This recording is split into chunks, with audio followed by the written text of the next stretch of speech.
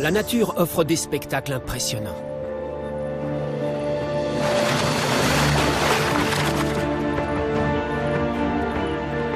Mais une espèce manque toujours au tableau. La nôtre. Je m'appelle Muthulingam Sanjan, scientifique de formation et ardent défenseur de l'environnement. J'ai passé les 25 dernières années à étudier et à protéger la vie sauvage. Hé, attends!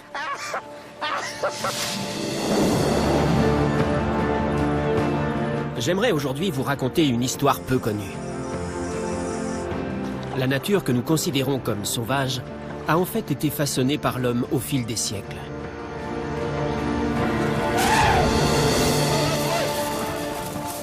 Nous avons envers elle des comportements destructeurs. Mais en changeant notre façon de voir les choses, nous pouvons aussi contribuer à la restaurer de façon parfois inattendue. La forêt est l'écosystème qui abrite la plus grande variété d'espèces sur le sol de notre planète. Mais comment vivre à leur côté sans les mettre en danger?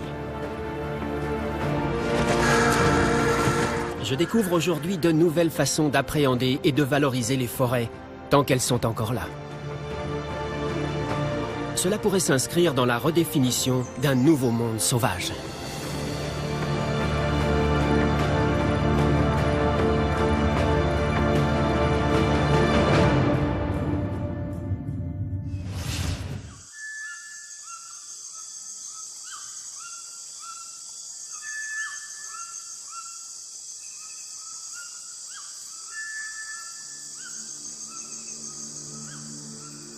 Dans l'extrême ouest de la forêt tropicale amazonienne se trouve l'un des lieux les plus isolés sur Terre.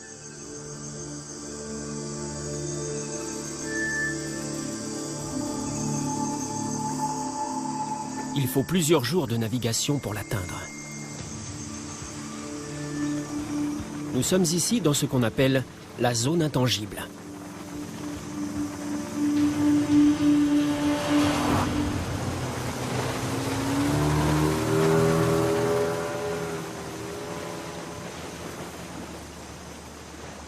C'est vraiment un nom parfait, la zone intangible. Quand on regarde la forêt, elle semble impénétrable. Mais elle abrite des millions et des millions de formes de vie. On se sent forcément très petit dans un endroit qui semble très grand.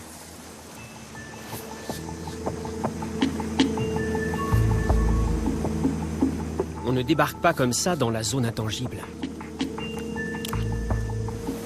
Malgré les 160 km de forêt tropicale qui nous séparent de la ville la plus proche, des hommes vivent ici. Ce sont les gardiens de cette forêt. Et ils sont bien décidés à la protéger.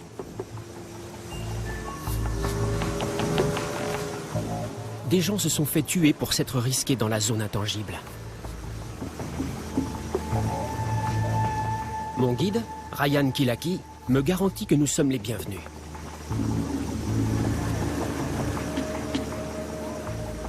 Il lui a fallu des années pour apprendre à connaître cette forêt et gagner la confiance des Waorani qui vivent ici. Mais on ne peut jamais savoir comment les choses vont se passer.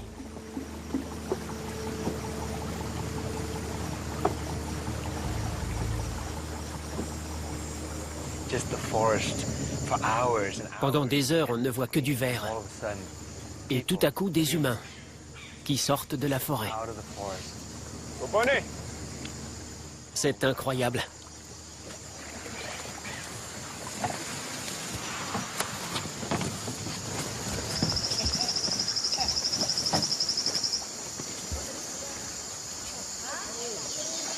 Is it okay to go up? Yeah, vamos.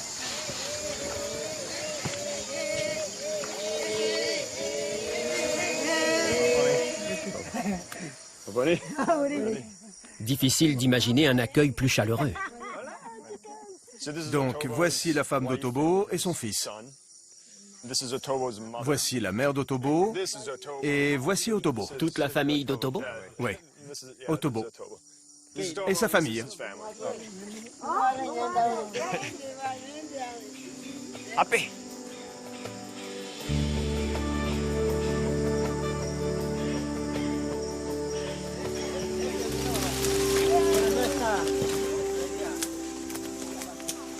Les Waorani trouvent dans cette forêt tout ce dont ils ont besoin pour vivre. C'est pour cela que je suis venu les voir. Je veux vérifier une théorie étonnante selon laquelle des hommes auraient vécu ici dans la forêt amazonienne, pas seulement au sein de petites communautés comme celle d'Otobo, mais aussi en grand nombre, bien plus grand que ce qu'on imaginait. Tel est le but de mon expédition. Explorer les forêts sauvages où vivent des humains parce que les recherches qui y sont faites réinventent leur valeur pour nous tous.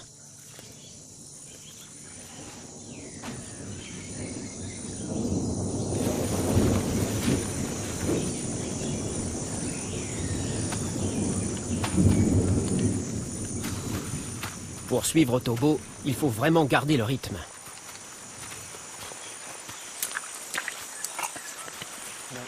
Si je les quitte des yeux un instant, je les perds. Ça m'est déjà arrivé. J'ai regardé derrière, et quand je me suis retourné, ils n'étaient plus là. Je ne dois pas les perdre de vue, car ils peuvent disparaître en moins de 2. Otobo et ses oncles savent décrypter les signes que renferme la forêt.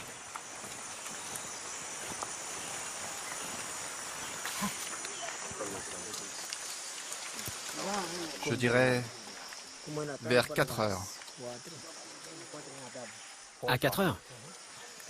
Il dit qu'à 4 heures hier, un groupe d'animaux est passé par ici et s'est frotté contre cet arbre.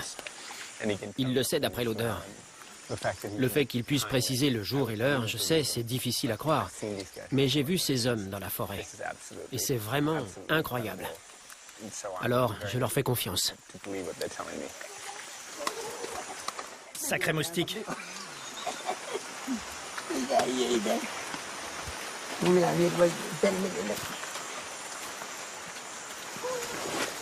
J'ai demandé à Otobo de me montrer sa forêt. Et il m'emmène jusqu'à un endroit très particulier.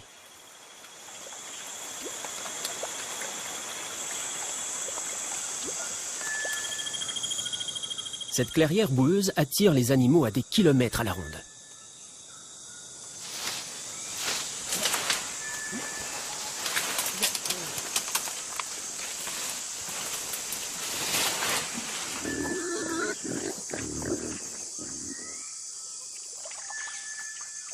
En léchant les minéraux contenus dans le sol, ils absorbent de précieux nutriments.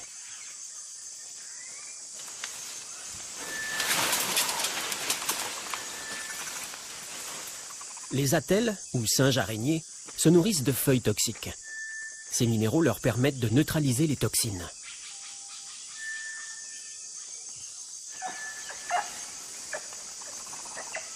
Le biologiste que je suis découvre une forêt débordante de vie. Cette région de la forêt amazonienne est particulièrement chaude et humide. Ce sont les conditions optimales pour engendrer la vie. On pense qu'ici, des espèces ont survécu à la période glaciaire, alors qu'elles ont péri dans d'autres régions de la forêt amazonienne. C'est la raison pour laquelle la zone intangible est décrite comme étant très riche sur le plan de la biodiversité. Aujourd'hui, une équipe de biologistes issus de 3 continents est venue pour le vérifier.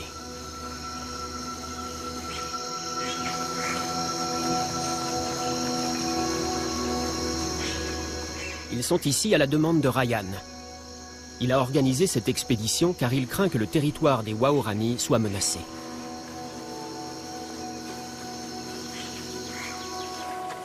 Car à la lisière de la zone intangible, une expédition d'un genre très différent est en cours.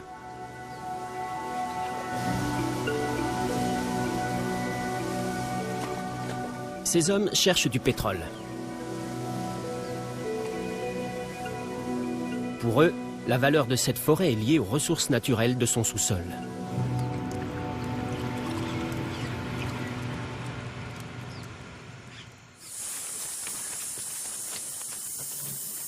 Ces biologistes sont les premiers à répertorier la vie ici. Ryan voit dans l'expédition qu'il a montée une course pour confirmer la valeur scientifique de cette région avec des données concrètes.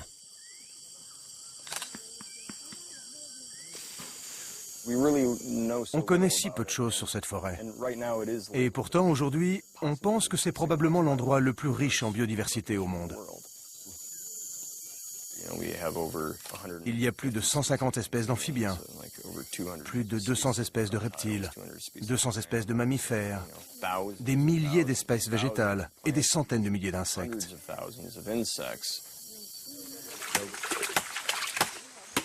Grâce à leur connaissance approfondie de cette forêt, les Waorani sont les meilleurs des guides. Cecilia Puertas essaie de capturer des poissons. La grand-mère d'Otobo, Miniemo, a une technique infaillible. Ces racines d'arbres pilés libèrent dans l'eau des toxines qui privent les poissons d'oxygène. Ensuite, il n'y a plus qu'à les chatouiller pour les faire remonter à la surface.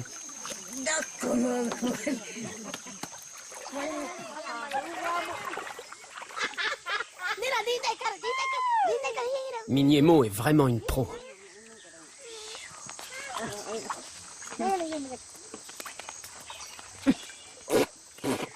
Mais grand-mère, tu n'as plus de dents. Si ma mère voyait ça. Pour Cecilia, chacun de ces poissons renferme de précieuses données. En voilà d'autres pour toi. C'est génial. Il me faut parfois des heures pour attraper un seul poisson avec un filet. Et là, en moins de 10 minutes, on a déjà 4 ou 5 espèces différentes. Les biologistes n'en sont qu'à la moitié de leur séjour et le nombre total de spécimens répertoriés est déjà exceptionnel. Des grenouilles qui ressemblent à des feuilles,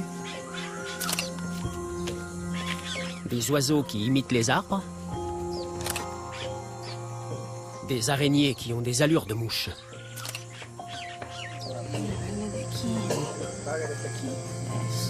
Je suis curieux de savoir à quoi tout ce travail aboutira.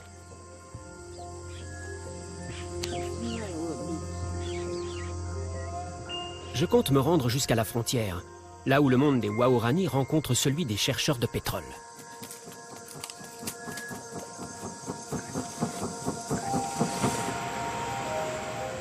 Mais avant, je veux explorer une autre piste. Quelque chose qui pourrait remettre en question les idées communément admises quant au nombre de personnes qui pourraient vivre en groupe au sein d'une forêt.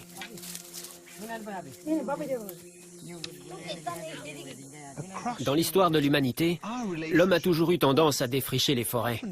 D'abord pour récupérer du bois et ensuite pour faire pousser des cultures. Et on a toujours pensé que dans la forêt amazonienne, à l'instar des Waorani, seules de petites communautés nomades de chasseurs-cueilleurs pouvaient survivre et qu'elles avaient un impact très limité sur leur environnement. Mais de nouveaux éléments, ici même, alors qu'on est justement en train d'abattre quantité d'arbres, donnent à penser que par le passé, la forêt a peut-être abrité des communautés humaines bien plus grandes.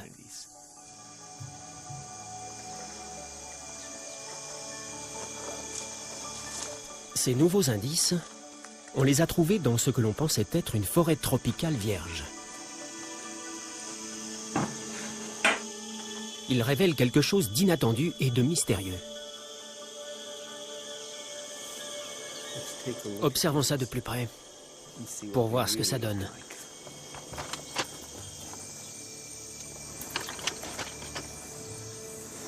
Regardez ça. Ça ne fait aucun doute que c'est l'homme qui a fait ça. Ces lignes sont parfaitement droites. C'est un carré parfait.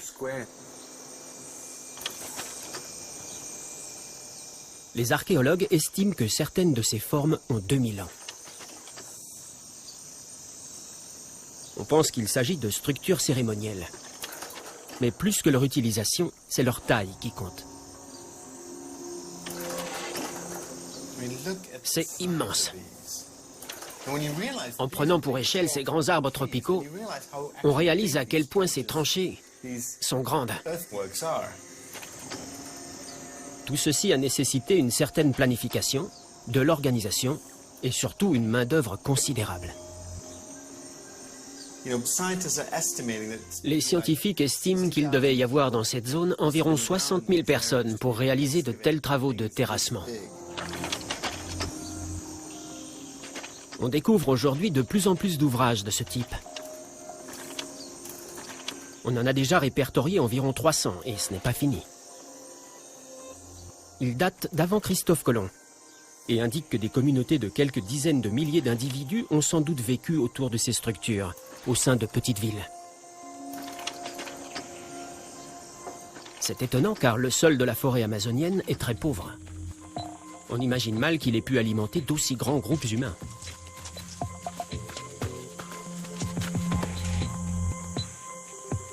Des recherches ont montré que les hommes avaient trouvé une solution toute simple pour nourrir autant de monde.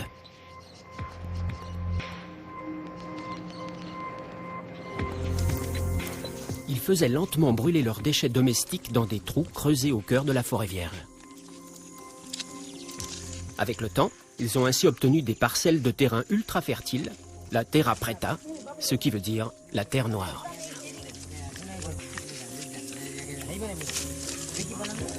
Ils ont alors pu planter une mosaïque de petits vergers dont ils récoltaient les fruits.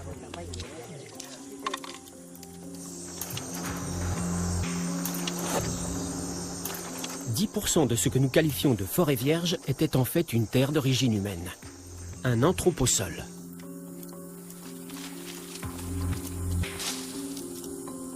Voilà la preuve qu'il existe des moyens de coexister avec la forêt sans la détruire, et même en la rendant plus riche.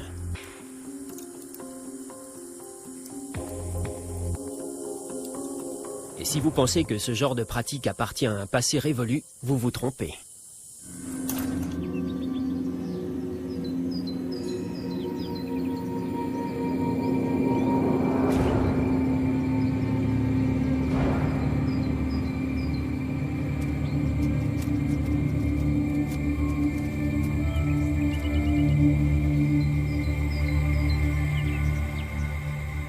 À quelques 8000 km de là, nous allons découvrir une histoire incroyable sur la façon dont humains et forêts peuvent coexister.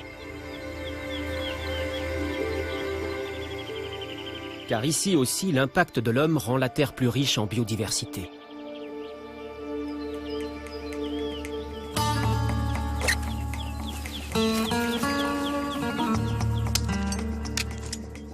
Dans le sud de l'Europe, la saison de la récolte du liège a commencé. Depuis des siècles, ces arbres fournissent le liège pour les bouchons des bouteilles de vin. L'écorçage est une tradition transmise de père en fils. Les leveurs de liège doivent faire preuve d'une grande précision pour prélever l'écorce sans abîmer les arbres. Et cette opération profite à l'arbre, car l'écorce repousse de plus belle.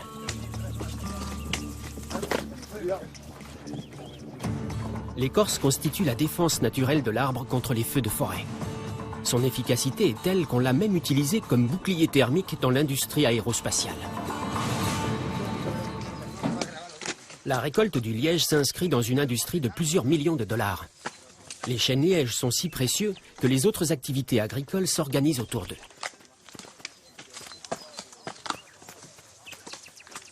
Cette activité crée un patchwork de petites clairières que les scientifiques appellent un écosystème en mosaïque. Entre les chênes lièges, les fermiers font paître les cochons. Ces derniers mangent les glands et reboisent naturellement la forêt.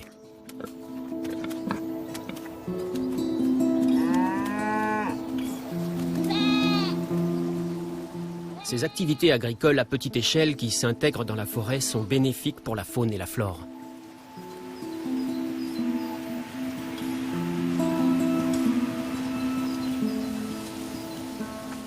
C'est ici l'un des derniers refuges pour le lynx ibérique.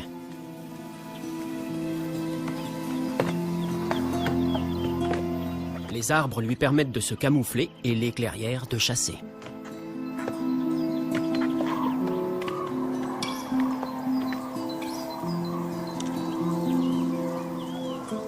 « 60 000 grues cendrées terminent ici leur longue migration et constituent leur stock de glands.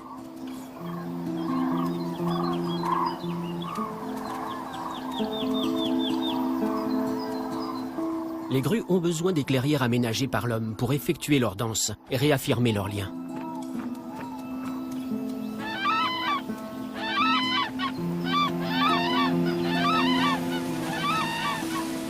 Cette région compte aussi plus de plantes sauvages que dans tout le reste de l'Europe. C'est la raison pour laquelle on l'appelle la forêt amazonienne d'Europe.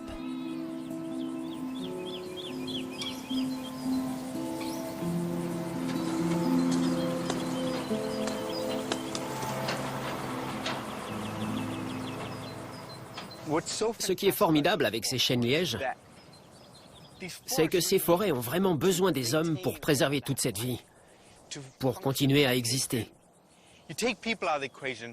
Si on supprime les hommes de l'équation, ces forêts sont amenées à disparaître. Pour moi, c'est vraiment particulier.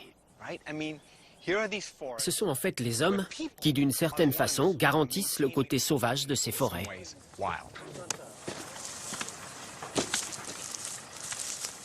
L'homme a donc joué un rôle essentiel dans la création de cet écosystème forestier. Mais dans les années 50, il a, sans le vouloir, perturbé cet équilibre. Comme les lapins proliféraient, l'homme a délibérément introduit en France une maladie, la myxomatose, pour contrôler leur nombre. Mais la situation a dégénéré. Le virus a gagné toute l'Europe et par endroits, 90% des lapins sont morts. Or, c'est principalement du Portugal qu'étaient originaires les lapins d'Europe. Le scientifique Carlos Pacheco essaie d'inverser la tendance.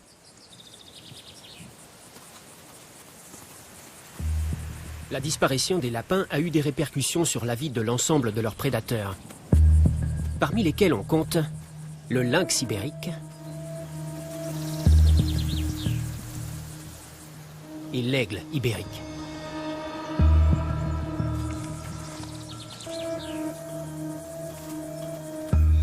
Ces deux espèces sont aujourd'hui gravement menacées.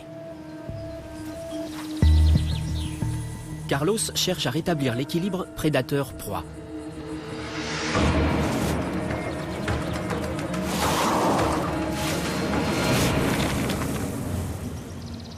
Mais son travail ne concerne pas que les lapins. Il construit aussi des nids pour favoriser le retour de l'aigle ibérique. Venu aujourd'hui avec son équipe, il s'intéresse à un aiglon qui ne s'est pas encore volé. L'équipe veut contrôler son état de santé, mais le faire descendre du haut de son arbre est plus facile à dire qu'à faire. Je suis un peu nerveux. J'essaie de ne pas le montrer car je suis un professionnel. Mais mon cœur bat bien plus vite que d'habitude.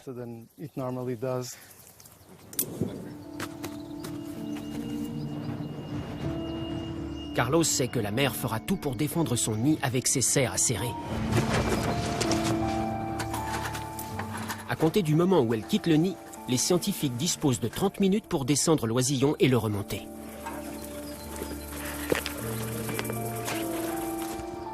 Mais cet oisillon va leur donner du fil à retordre.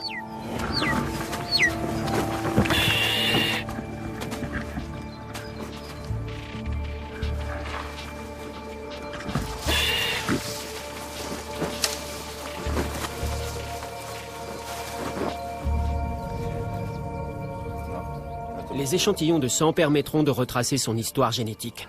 Et il sera équipé d'une puce électronique afin qu'on puisse suivre ses déplacements. C'est un moment unique. J'en tremble. Ici, l'intervention de l'homme a permis de faire passer le nombre de couples d'aigles ibériques d'une quarantaine à environ 400. La gestion des prédateurs est la suite logique de notre lien historique avec les forêts. Et elle nécessite une bonne connaissance de la faune et de la flore. Mais vivre à proximité de forêts n'est pas toujours aussi facile. Dans certaines régions du monde, pour vivre au plus près de la nature, aux côtés des animaux sauvages, il faut penser autrement.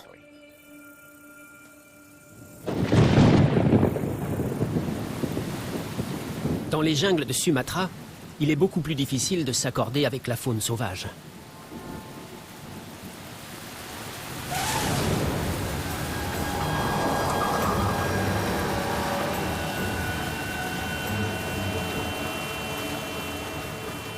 Les éléphants surgissent de la forêt et font irruption dans notre monde.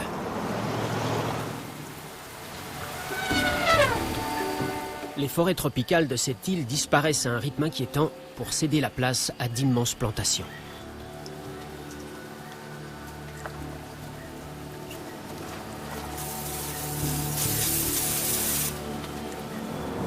De plus en plus d'hommes habitent à présent tout près des éléphants. Et malheureusement, ces derniers trouvent nos cultures irrésistibles. Quand ils s'aventurent sur les terres cultivées, le danger est bien réel.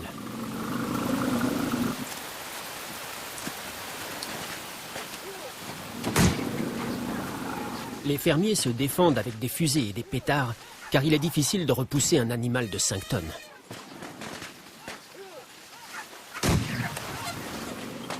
En moins de 10 ans, les conflits entre humains et éléphants sur l'île ont causé la mort de 42 personnes et plus de 100 éléphants.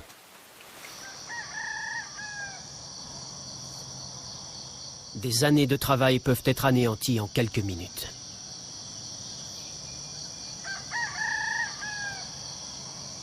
Les habitants ont beau essayer de protéger leurs sources de revenus par différents moyens dissuasifs, les éléphants sont têtus.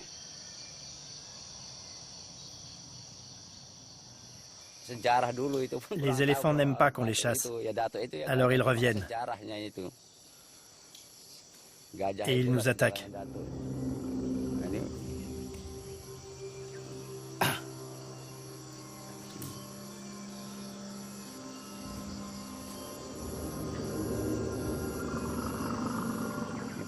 Il arrive. Il vaut mieux s'en aller.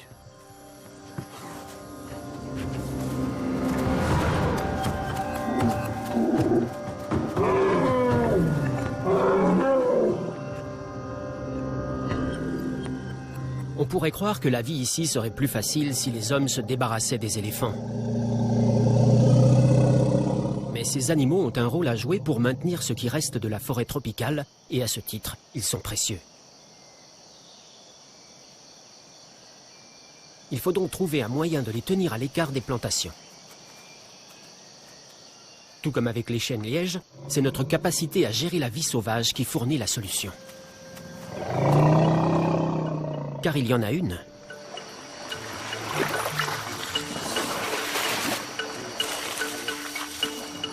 On l'appelle la brigade volante des éléphants.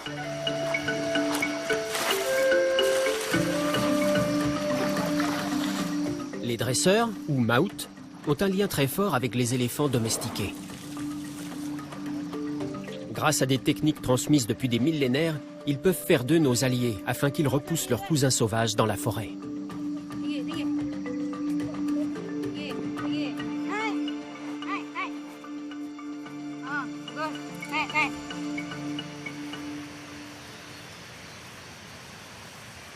Au QG de la brigade, on attend les signalements transmis par des guetteurs répartis dans la forêt. Ensuite, tout est une question de stratégie.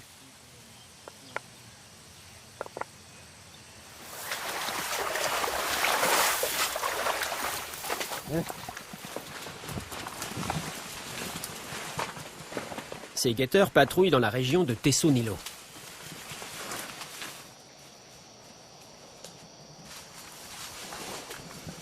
Plusieurs éléphants se sont approchés d'un groupe d'habitations.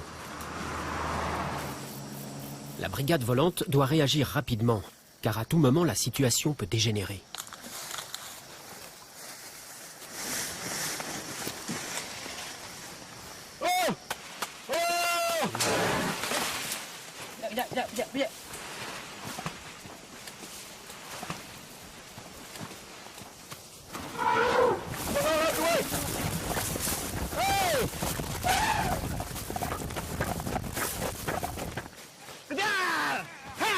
Grâce à la coopération entre les maouts et leurs animaux dressés, les éléphants sauvages repartent vers le cœur de la forêt.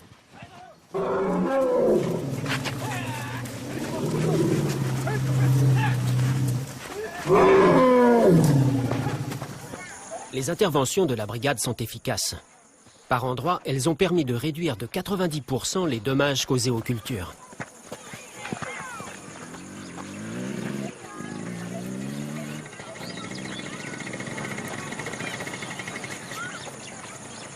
C'est une bonne nouvelle pour les habitants et pour la forêt.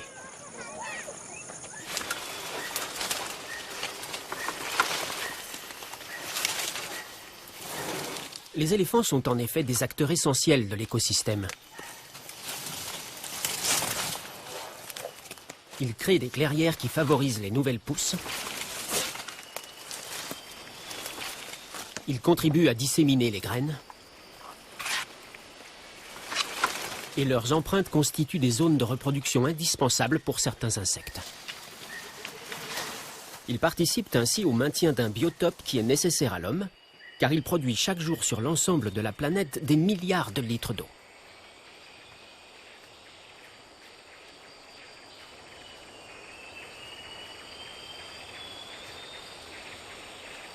Mais il existe une autre zone forestière, tout aussi importante pour la santé de la Terre, qui a été négligée pendant des années.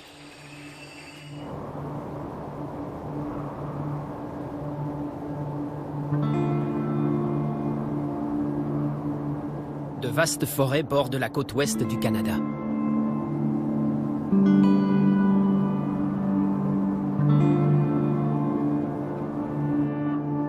Six mois par an, elles sont gelées. Elles semblent sans vie.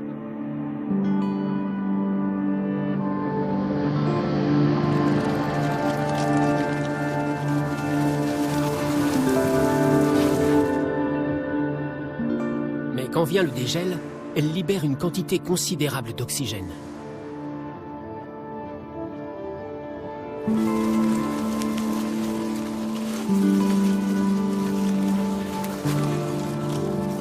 Aucune autre forêt, même la forêt amazonienne, ne régule notre atmosphère à cette échelle.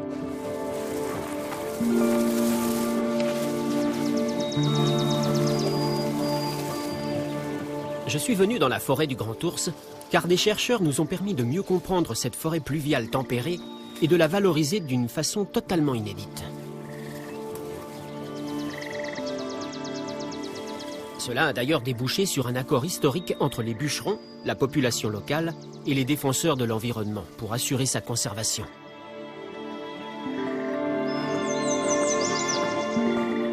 Tout repose sur une succession d'événements qui débutent au printemps.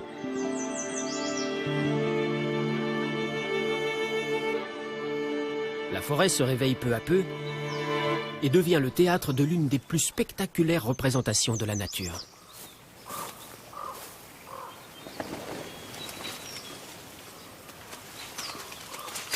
Amaigris par le rude hiver, les animaux se mettent en route pour rejoindre la côte et l'homme fait de même.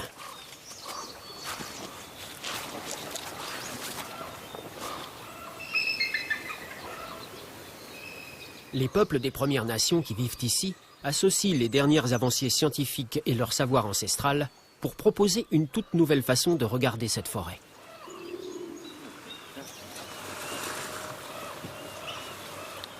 Ils ont mis en évidence un lien entre la vie dans l'océan et la vie dans les parties les plus reculées de cette forêt.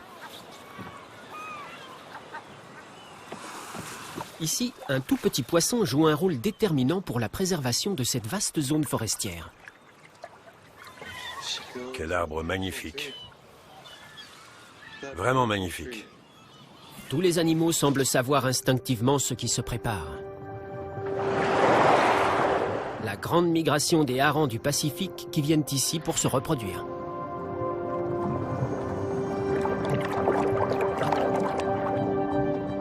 Plusieurs bancs de dizaines de millions de harengs convergent vers la côte, là où l'océan rencontre la forêt du Grand Ours.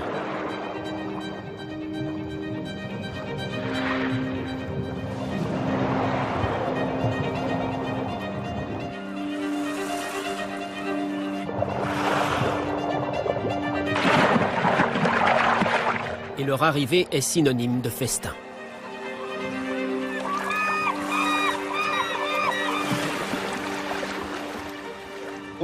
Cet endroit déborde de vie.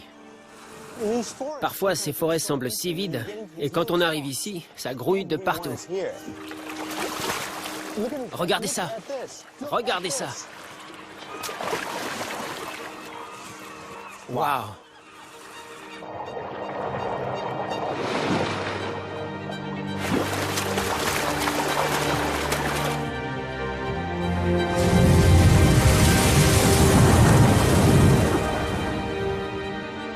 Il y a une baleine à bosse là-bas. Elle remonte et descend le bras de mer pour se nourrir.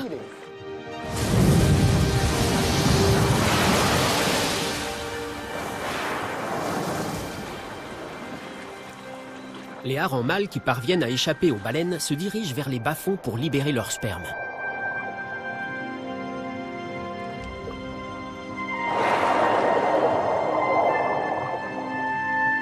Ensuite arrivent les femelles. Elles se battent pour trouver une petite surface disponible. Sur des algues ou bien sur des arbres morts. C'est là qu'elles pondent leurs œufs dans l'espoir qu'ils soient fécondés. Chacun de ces œufs minuscules fait partie d'un immense tapis qui recouvre tout le littoral. Il y en a des millions au mètre carré. Sur des centaines de kilomètres, ils tissent un lien entre l'océan et la terre. Et avec le temps, l'impact de ce phénomène se fait sentir jusqu'au cœur de la forêt.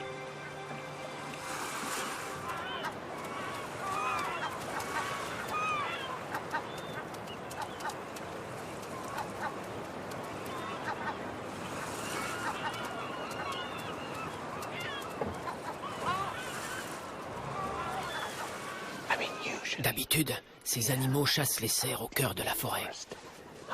Mais à cette période de l'année, ils viennent ici pour chercher des harengs.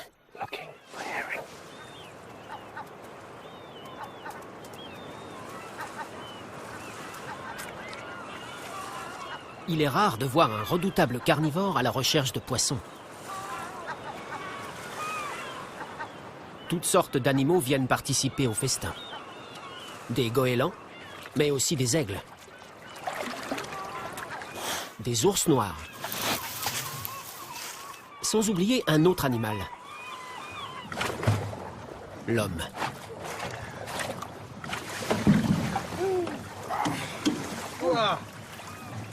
Ça fait pas loin de 50 kilos. 50 kilos d'œufs.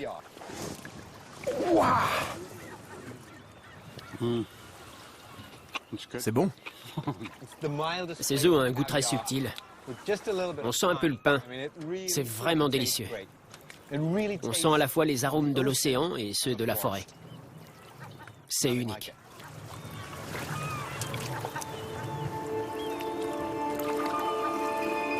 Les Heiltsuk appartiennent aux Premières Nations et vivent à proximité de cette forêt depuis des milliers d'années. Ils la connaissent dans les moindres détails.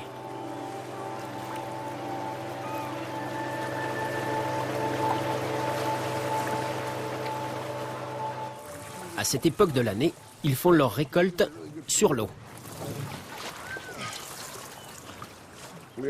Nous sommes une grande famille. Ces gars-là là-bas sont mes oncles.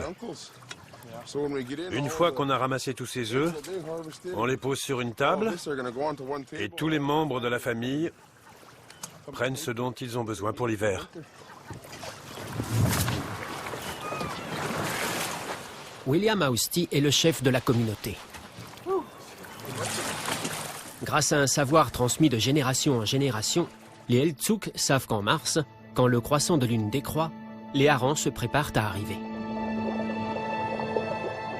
Il est alors temps de plonger des arbres dans l'eau.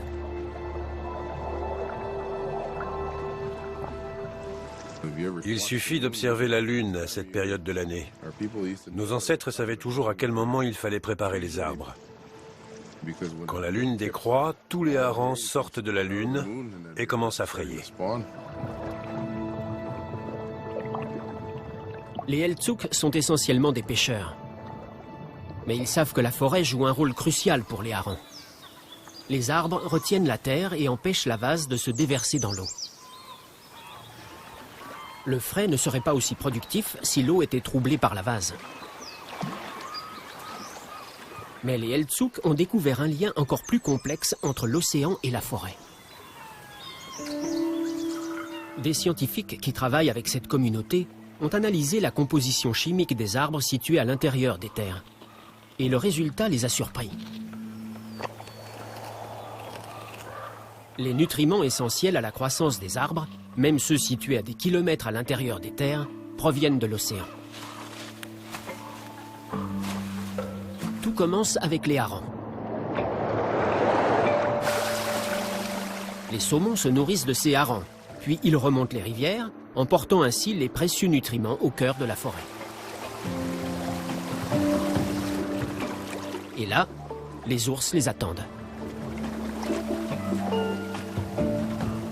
Sur leurs traces, on trouve des restes de saumon à moitié mangés, jusqu'à 4,8 tonnes par hectare.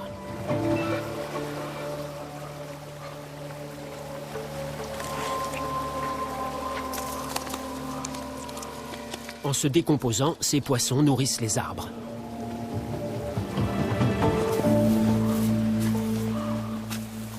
Jusqu'à 75% de l'azote qui alimente la croissance de ces arbres provient de l'océan.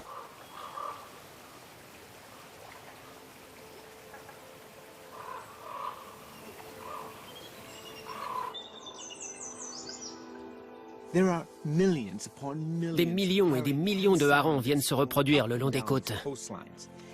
Et d'autres animaux apportent ces nutriments jusqu'à ces arbres. J'ai vraiment du mal à imaginer que l'océan, qui est à des kilomètres, exerce une influence ici, dans l'intérieur des terres, et jusqu'au sommet de ces arbres.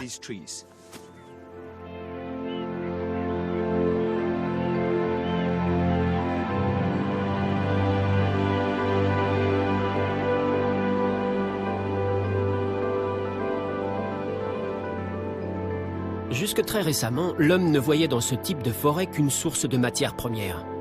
Et il fabriquait à partir du bois toute une gamme de produits, du contreplaqué au papier hygiénique. Aujourd'hui, il commence à apprécier ces arbres quand ils sont encore sur pied, car il sait qu'ils s'inscrivent dans tout un écosystème. La disparition de la forêt entraînerait l'érosion des sols, ce qui causerait une réduction du nombre de harengs et de saumons, et à terme, nuirait à l'industrie de la pêche. Après la mise en évidence des liens étroits qui unissent les forêts, les océans et les hommes, des lois ont été votées pour interdire l'exploitation du bois dans cette zone sur plus de 20 000 km².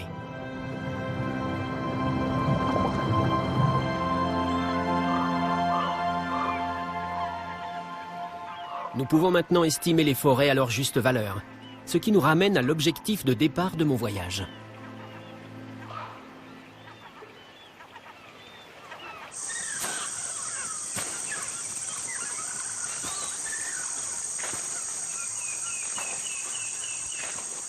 Dans la zone intangible, en Équateur, la forêt a justement pris de la valeur depuis l'arrivée de Ryan et son équipe.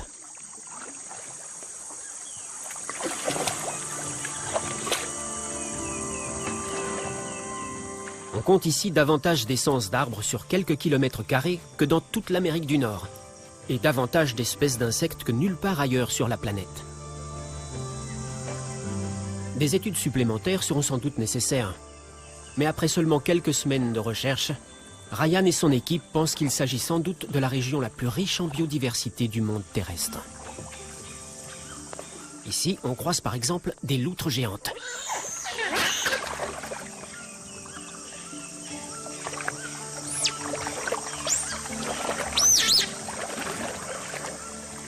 Mais une autre expédition a révélé la présence dans le sous-sol de cette forêt d'une réserve de pétrole qui représente plusieurs milliards de dollars. Du carburant pour notre monde et une précieuse source d'argent pour ce pays.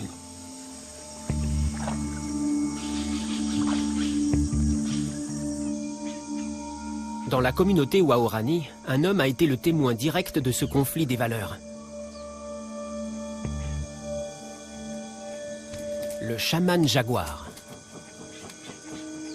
En tant que biologiste, je me concentre habituellement sur la faune et la flore. Mais le chaman me rappelle que l'existence de l'homme est elle aussi menacée par l'exploitation abusive de cette forêt. Quand il a découvert des étrangers en train de prospecter du pétrole, les choses ont mal tourné. Un jeune garçon nous a dit qu'il avait aperçu des hommes blancs sur nos terres.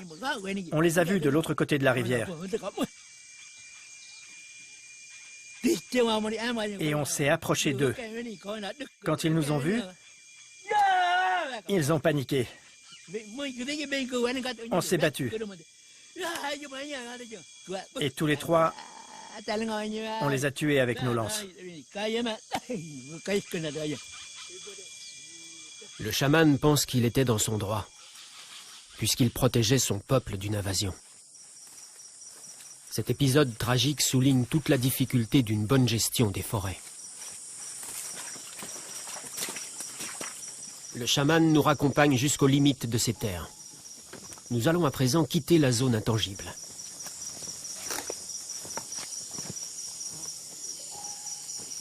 L'exploitation pétrolière a déjà commencé en bordure de la forêt. Mais des demandes de permis ont également été déposées pour forer au cœur de la zone intangible. Des études ont en effet détecté la présence de vastes gisements.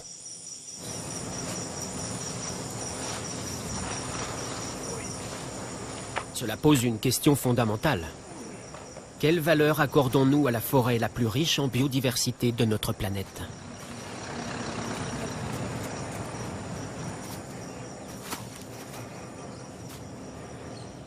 On dirait des arbres en train de brûler. C'est presque beau, je dirais. On est comme hypnotisés par le feu. Nous sommes tous responsables, tous. On dit que la quantité de pétrole qu'il y a ici ne permettrait de couvrir les besoins de la population mondiale que pendant 8 jours. C'est tout ? 8 jours de pétrole. 8 jours de pétrole pour la planète, cela représente tout de même énormément d'argent. Mais qui dit exploitation d'un gisement de pétrole, dit aussi construction de routes et d'infrastructures et l'abattage d'une bonne partie des arbres. Or, il existe une nouvelle façon d'attribuer une valeur marchande aux forêts. Une méthode basée sur les données scientifiques comme le fait Ryan. Elle trouve son origine ici, dans la forêt amazonienne, là où la menace de l'exploitation du pétrole et du bois est justement la plus inquiétante.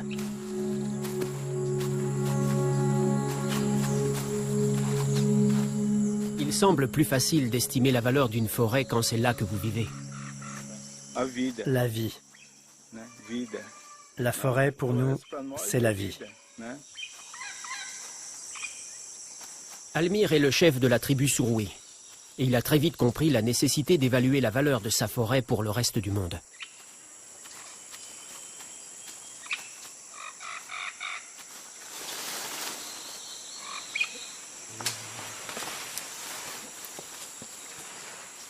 Les Suruwe ont un mode de vie très traditionnel.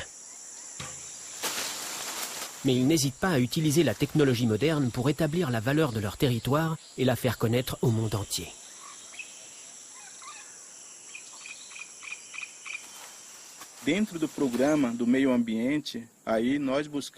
On a réfléchi à une façon de préserver la forêt. Et c'est comme ça qu'on a eu l'idée du projet Carbone Suruwe. Les Suruwe rentrent dans ces petites machines des données relativement simples, comme la hauteur et la vitesse de croissance des arbres. Ensuite, un algorithme les convertit en quantité de carbone absorbée dans l'atmosphère. Environ $1 million de crédits carbone ont déjà été vendus pour compenser les émissions de carbone. Les Suruwe sont la première tribu indigène à protéger les forêts de cette façon.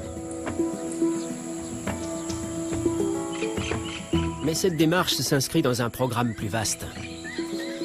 Une importante collecte de données est en cours. L'inventaire de la faune et de la flore est transféré par satellite.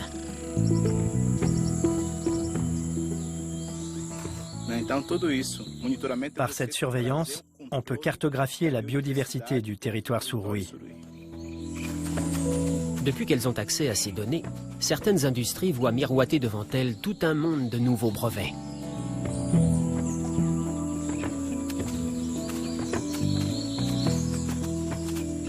On pense par exemple qu'un quart de tous les médicaments sont élaborés à partir de plantes issues de la forêt tropicale.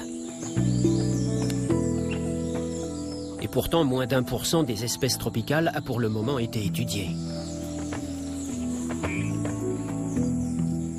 L'envoi de ces données par satellite représente donc bien une valeur marchande.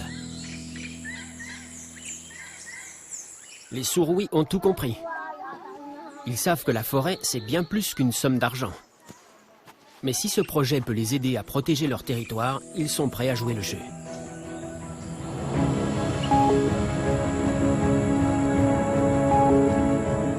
Cette nouvelle façon d'apprécier la valeur marchande des forêts est de plus en plus reconnue. C'est ce que les économistes appellent le capital naturel. La forêt, ce n'est plus seulement des arbres et des animaux, mais un écosystème capable de fournir toute une gamme de services qui ont chacun un prix.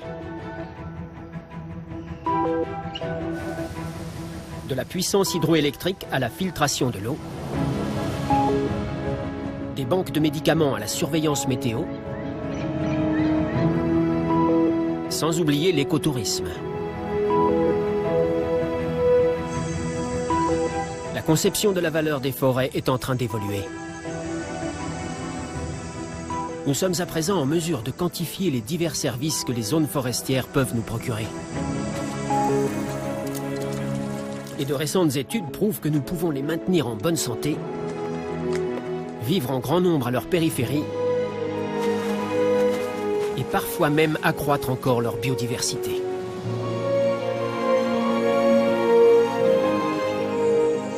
Aujourd'hui, il est temps de valoriser les forêts pendant qu'elles sont encore sur pied.